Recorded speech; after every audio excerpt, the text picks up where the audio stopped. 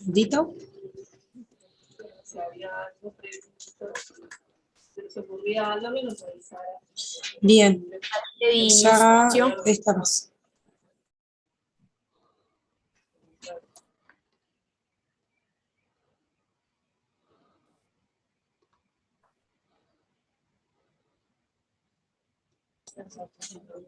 Ya estamos en vivo.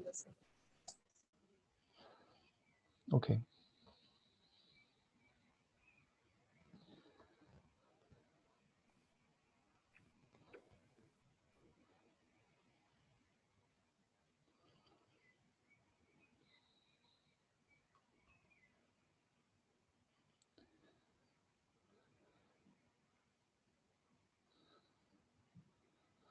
Buenas tardes a todos y a todas. En unos minutos comenzará la conferencia de hoy.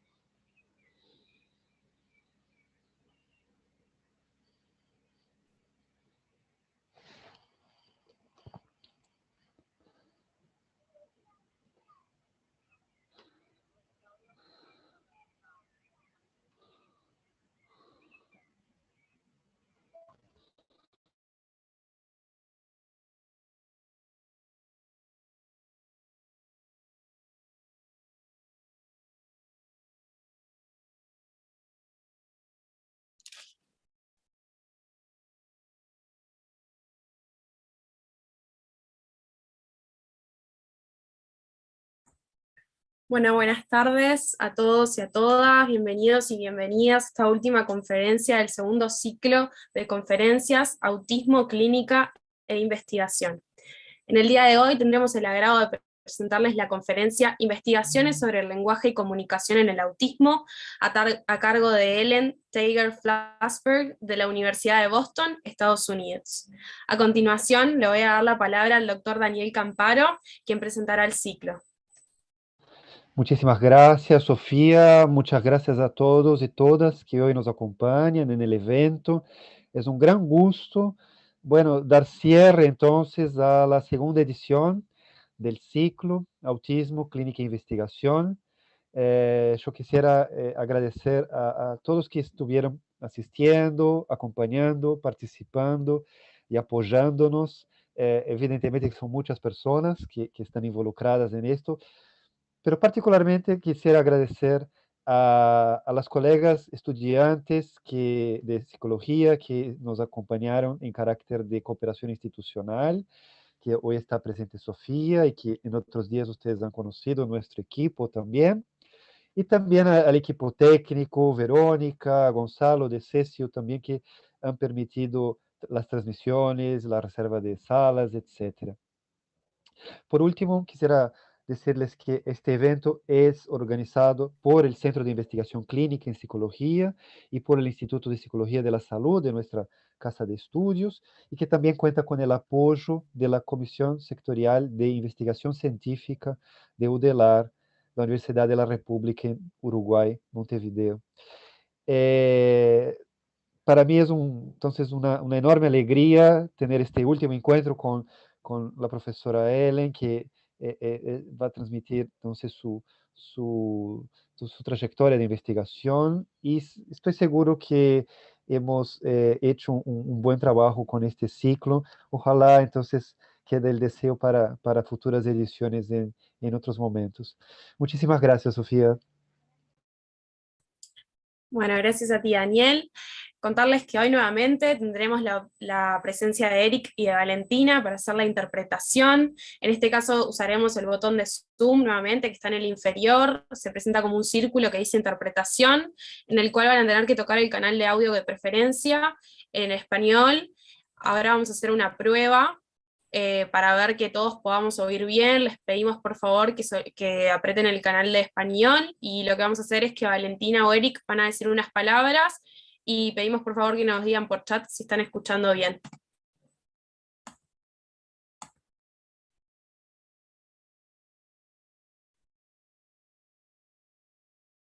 I begin? Bárbaro, ya No, están diciendo que se not escucha yet. bien, así que muchas gracias. Les cuento que nuevamente este ciclo tendrá, en este caso esta conferencia, tendrá una duración estimada de 1 hora, luego tendremos una opción de preguntas y respuestas que durará estimadamente 30 minutos. Esas preguntas y respuestas se harán por el canal de preguntas y respuestas que tenemos el botón en la parte inferior. Les solicitamos por favor el uso con discreción del chat. No es necesario que envíen cédula o mail, ya que como saben, para el envío de certificados, ustedes hacen la inscripción en un primer momento al acceder al link, así que agradecemos el uso con discreción del chat.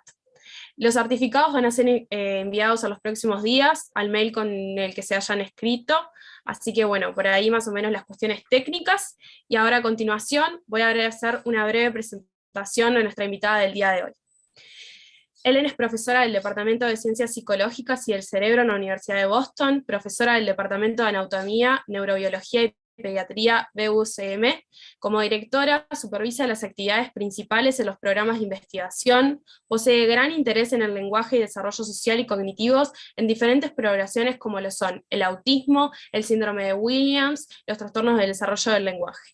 Recientemente, sus investigaciones estudian las conexiones entre la estructura y función del cerebro y las deficiencias cognitivo-conductuales en personas con dichos trastornos en diferentes edades, desde la infancia hasta la adultez temprana.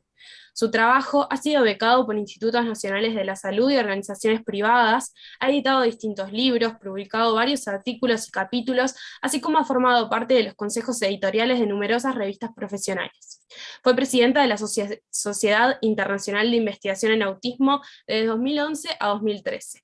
Frecuentemente presenta sus investigaciones en conferencias profesionales, juntas gubernamentales, grupos de padres e institutos de formación, tanto en Estados Unidos como en todo el mundo. Nuevamente, agradecer la presencia de Ellen, agradecer a Daniel por este gran ciclo, y bueno, les dejo con Ellen, que disfruten.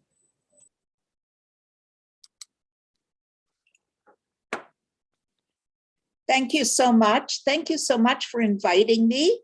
And I really appreciate all of you coming to spend this afternoon with me. I wish I could be with you in person, but I think we're lucky to have the wonders of Zoom. And I'm looking forward to talking to you this afternoon about some of the work that we've been doing over the last many years, exploring language in children with autism. So let me give you the roadmap for my talk this afternoon. I'll begin by speaking about what is the place of language in autism. Then we'll talk about language impairments in autism and thinking about this both from the individuals as well as family patterns and brain biomarkers. Then I'll move into talking about studies of very early development to see how early can we predict language problems using especially brain markers that I'll be talking about. And then in the final part of my talk, I'll speak about the minimally verbal children with autism. Okay, so let me begin by talking about language itself. When we think about language, language is a code that we use to transmit information, and I call this the linguistic code. Okay, it consists of the sounds or the phonology of the language, the words or semantics, the syntax and morphology. This is really all part of the linguistic code that defines language. But more importantly, we use this linguistic code to communicate effectively with other people. And this is what I call the social code, using linguistic the linguistic code as well as non-linguistic cues in a range of social contexts. So language is itself an extremely complex system, the linguistic code as well as the social code. When we think about language and communication in autism, what we know is that there are core and universal impairments across the spectrum in language defined as the social code. This is part of what we mean by the social communication impairments. The deficits in the linguistic code are what we would consider now co-occurring problems. We don't see them across the spectrum. And in fact, there's enormous variability in the outcomes, from nonverbal all the way to people who have superior linguistic abilities and everything in between. I think it's important, despite the fact that the linguistic code is not a core defining symptom of autism, it is in fact the single best predictor of what kinds of outcomes we can expect for individuals on the autism spectrum. So let's talk about the place of language impairments in autism. We can divide the spectrum into sort of three broad regions, although of course these are really overlapping. And over here, the blue segment represents the group that I call, I'm sorry, my computer has a mind of its own today. The blue group here, we call the ALN group. They are the ones who do not have impairments in the linguistic code, although of course they do have deficits in use of language and the social code, and they comprise about a quarter of the population. The largest group, almost half the population, develop spoken language, but they remain language impaired, and we call them the ALI group. And then finally, and I'll come back and talk about this group at the end of my talk, the minimally verbal, who comprise almost a third of the population, who don't, despite intervention, acquire spoken language to any great extent. So let me start by talking about the ALN and the ALI groups. These are the ones who do develop some language. In one of my earlier studies where we began to explore the heterogeneity of language in autism, we had a large group of children who at least used phrase speech, so they did have spoken language.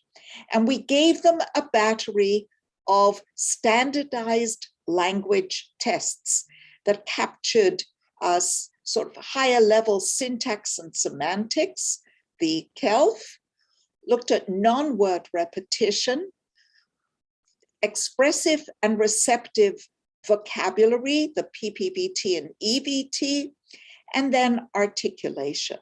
And we found that the children essentially divided into two groups: the ALN, who achieved normal scores of average about 100 across all the tests. And this is what we would expect from typically developing children. The ALI group did not achieve normal language scores, with the exception of scores on the articulation test. And we see that they didn't have the same even profile. They had a more uneven profile. And this is the group of children with autism language impairments who showed the greatest impairments in higher order syntax and semantics, which is similar to what we see in children with developmental language disorders. We then went on to explore this distinction between the ALN group and the ALI group by looking at some family studies. And we asked the question, what do their siblings look like, unaffected siblings without autism, and what do their parents look like? So when we looked at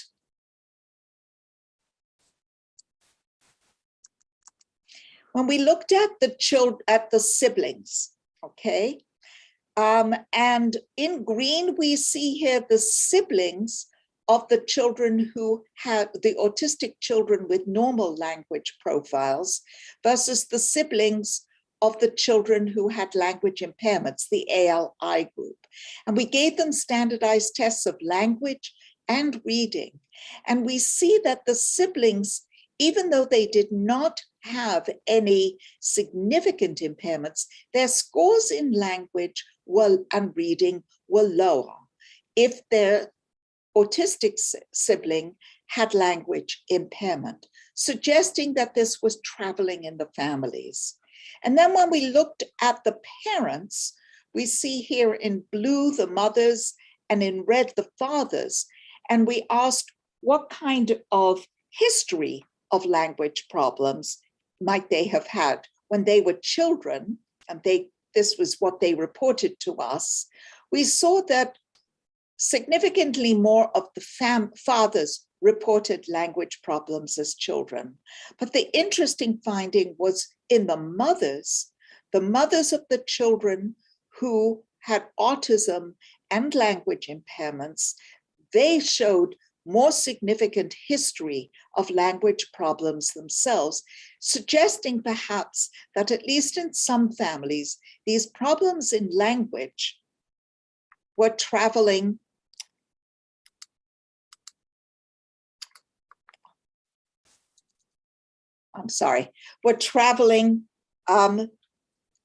through the mother's line. Okay. We then wanted to explore what the brain basis for this might be. So what I'm showing you here is a picture of the main language areas in the brain, highlighted in the left hemisphere, because we know that in the left hemisphere is more responsible for processing core language. And what's most important is this frontal region that forms part of Broca's area, as well as this region in the back part of the brain, Wernicke's area, including areas of the temporal and parietal lobes, okay?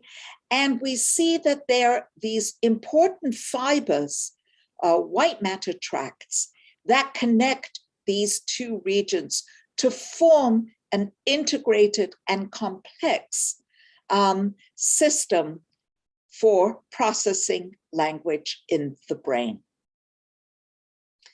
When we looked at the structure, we conducted MRIs with our children with autism, okay?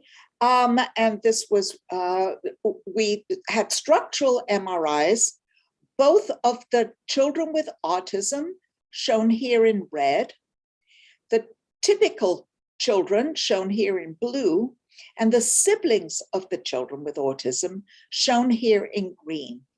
What you can see is this is